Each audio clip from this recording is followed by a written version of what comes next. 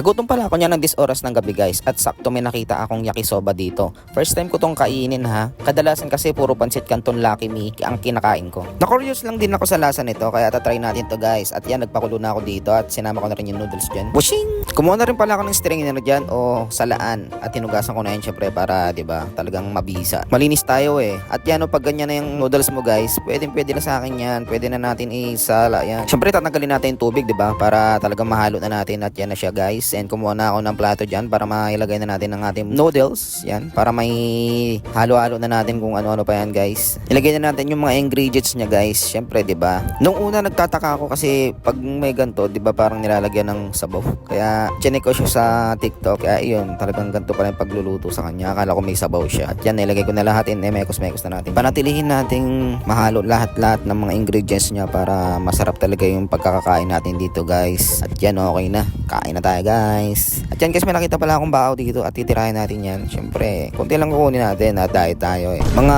ilang sandok lang dito guys, pwede na yun. At yan pwede na yan guys. At samahan nyo na ako mag-food trip ng 10 oras ng gabi at sana hindi kayo maglaway. Tinidor lang palang ginamit ko dyan para syempre, diba, hindi na maraming hugasin. Pwede na yan at kayang-kaya ko na kumain ng kanin yan kahit tinidor ang gamit.